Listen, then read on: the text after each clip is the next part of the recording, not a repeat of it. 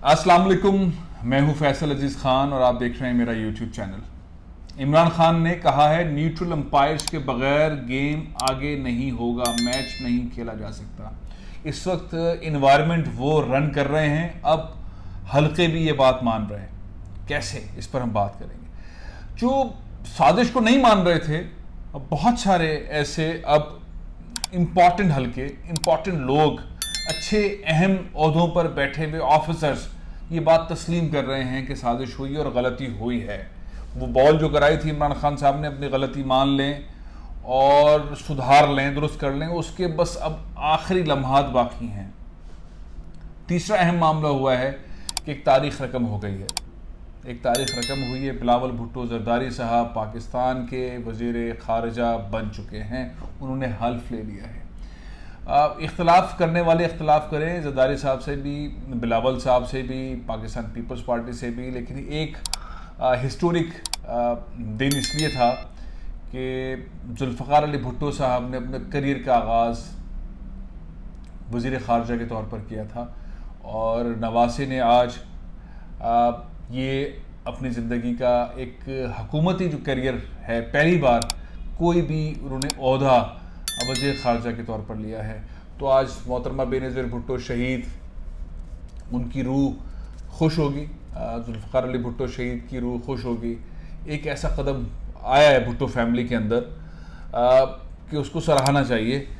आप सियासी इख्तलाफात रखें, लेकिन जो तारीख़ी दिन हो उसके ऊपर मज़बूत सोच के साथ आगे बढ़ने की ज़रूरत है। मेरा ख्याल है कि बिलावल भुट्टो ज़रदारी का आज वज़ीर ख़ारिजा बनना, अब देखते हैं पाकिस्तान की पॉलिसीज़ किस तरह की होंगी, पाकिस्तान किस तरह से तालिबान के हवाले से बात करेगा, कहेगा क्या। पाकिस्तान की जितनी टाइम की भी हुकूमत है, बहुत ज़्यादा वक्त के लिए हुकूमत नहीं है, लेकिन बहरहाल किस तरह से ये पाकिस्तान का नैरेटिव बनाएंगे अक़वाम मुत्तहिदा में, पाकिस्तान का OIC में क्या नैरेटिव होगा, चीन के साथ कैसे रिलेशनशिप्स होंगे, सबसे अहम अमेरिका के साथ पाकिस्तान के रिलेशनशिप्स कैसे होंगे। पहला दौरा वज़ीर ख़ारिजा की कैपेसिटी में बिलावल भुट्टो ज़रदारी कहाँ का करेंगे, चीन जाएंगे या अमेरिका जाएंगे, क्या करेंगे, ये बड़ा फैसला है।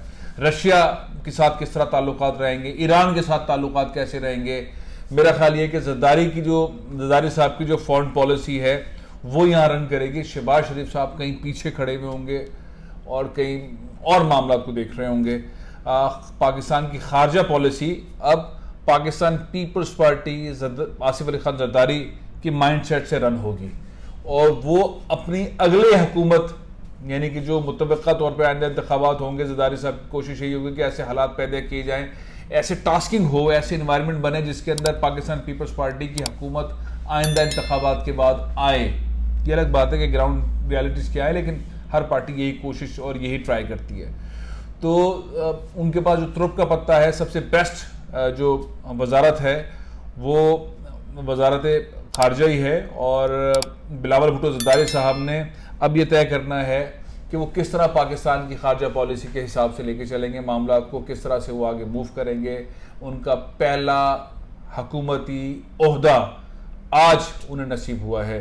अब बहुत सारी ऐसी चीज़ें हैं जिसके अंदर हम कह सकते हैं कि पीपल्स पार्टी अमेरिका की झुकाव में है, करीब है, चाइना से झुकाव में है, करीब है, दूर है, सऊदी अरब से कितने फासले पर है, ईरान के साथ कितना करीब है, टर्की के साथ कैसे चलेगी। कुछ कंट्रीज़ बहुत ज़्यादा अहम है और साथ ही UAE के साथ पाकिस्तान एक फासले पर रहा है और सऊदी अरब के साथ भी ज़रा खामोशी के साथ है। तो उन दोनों ममालिक के साथ हम किस रवाबत के साथ जाएंगे। और सारे एनवायरनमेंट को रखने के बाद शरीफ फैमिली का एक बैकग्राउंड है, भुट्टो फैमिली का, ज़रदारी साहब का एक बैकग्राउंड है। इन दोनों बैकग्राउंड्स के अंदर इंडिया के साथ क्या ताल्लुकात होने जा रहे हैं, इंडिया से मुताल्लिक अब क्या बात होगी। अब बहुत सारी ऐसी चीज़ें हैं जो लोग सुनना चाहेंगे बिलावल भुट्टो ज़रदारी के अंदाज़ गुफ्तगू से। वो पॉलिसी, वो डिस्कशंस, वो पाकिस्तान के बहुत रुके हुए मामलात, कश्मीर को किस तरह डिस्कस करते हैं, इंडिया के अंदर होने वाले मुस्लिम कश फसादात के ऊपर वो किस तरह बात करते हैं, हिंदुत्व पॉलिसी के ऊपर वो किस तरह बात करते हैं,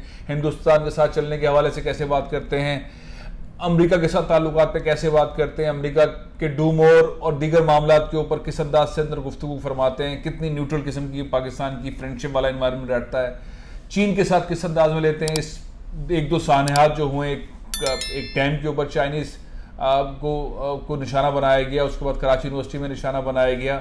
चीन किस तरह से पाकिस्तान को ले रहा है, उस मुश्किल सूरत हाल को कैसे लेके बिलावल भुट्टो ज़रदारी आगे बढ़ते हैं और सी पैक वाले चीज़ को कैसे कनेक्ट करते हैं, खारजा पॉलिसी वाले मामला को कैसे करेंगे, क्योंकि उनका मुकाबला बहुत मुश्किल है, क्योंकि शाह महमूद कुरैशी साहब बहुत मंझे हुए वज़ीर ख़ारजा थे, एक्स्ट्राऑर्डिनरी उनकी बात करने की कैपेसिटी थी, बहुत ज़बरदस्त तजर्बेकार थे और जिस अंदाज में वो गुफ्तगू करते थे उनकी गिरफ्त नज़र आती थी हर चीज़ के ऊपर। उनका बोलना चलना, बात करना, लोगों से मिलना, मुस्कुराना, बहुत सारी चीज़ें इसके अंदर मैटर करती थी। और शाह महमूद कुरैशी साहब की भारी भरकम पर्सनैलिटी के बाद बिलावल भुट्टो ज़रदारी के लिए एक चैलेंज ये भी है कि लोग अपने जहनों के अंदर लेकर आएंगे कि शाह महमूद कुरैशी साहब जिस अंदाज में गुफ्तगू करते थे वैसे बिलावल कर रहे हैं कि नहीं कर रहे हैं, इंडिया के साथ वैसे ट्रीट कर रहे हैं कि नहीं कर रहे हैं, चाइना के साथ कैसे जा रहे हैं, टर्की के साथ कैसे जा रहे हैं, सऊदी अरब के साथ कैसे जा रहे हैं। तो ये बहुत सारी चीज़ें हैं, लेकिन एक चीज़ तो तय है, जो डन की गई है बात वो यही है कि शहबाज शरीफ इस मामले में नहीं बोला करेंगे। ये कोर मामला जो है वो बिलावल के पास होगा, यानी कि बहुत सारे मामला के अंदर बिलावल जवाबदेह नहीं होंगे शहबाज शरीफ को। तो ये एक बड़ी डेवलपमेंट है, देखते हैं। ये बहुत बड़ा चैलेंज बिलावल साहब ने खुद से लिया है और फायदा होगा मुस्तकबिल के अंदर जब बिलावल भुट्टो ज़रदारी की पार्टी अगर इतने वोट्स ले लेती है और वो प्राइम मिनिस्टरशिप की तरफ इन केस जाते हैं तो उनके पास एक बड़ा भारी भरकम तजर्बा होगा। हम घूम के वापस आते हैं, वो बॉल जो कराई थी, कल का दिन बड़ा ही अहम है। वो दिन ये है कि किस तरह दुआइया तकरीब होती है, पाकिस्तान को हकीकी आज़ादी कैसे मिलेगी, जो इमरान खान साहब का नैरेटिव है। 27वीं शब को रमज़ान की पाकिस्तान बना, 27वीं शब को एक ऐसी दुआ हो रही है जिसके ऊपर लोग रोएंगे, सिसकियां होंगी, दिल तड़पेगा, पाकिस्तान के लिए रोएंगे, अपनी तमाम क़ुव्वतें पाकिस्तानी कौम उस पर लगाएगी। कोई सुनना चाहे ना सुनना चाहे उसको इस दुआ के अंदर शरीक होना पड़ेगा। जो मुखालफिन भी हैं उनको भी दुआ सुननी पड़ेगी, ऐसी दुआ क्या हो रही है, और उनका दिल भी कांपेगा कि जो कल दुआ होगी। मौलाना तारिक जमील साहब की दुआ कराएंगे, इमरान खान साहब ने वो चीज़ें सारी बताई और कल कहा जा रहा है कि पाकिस्तान की मोहब्बत का, पाकिस्तान के साथ अकीदत का, पाकिस्तान के साथ जान देने का एक फौलादी किस्म का इन्वायरमेंट जो है पाकिस्तानियों के दिलों के अंदर, नौजवानों के अंदर भर दिया जाएगा, भर जाएगा। मौलाना तारिक जमील साहब के पास तो कैपेसिटी भर जाएगा। तो इस सब के बाद होगा क्या, वो बॉल जो कराई थी कि भाई अपनी गलती सुधार लो, इंतखाबात कराओ, अगर उस पर फैसला नहीं होता, क्योंकि अब इन्वायरमेंट जो अंदर और बाहर इधर उधर बना हुआ है वो इमरान खान के फेवर में, बहुत ज्यादा फेवर में, इंतहाई फेवर में।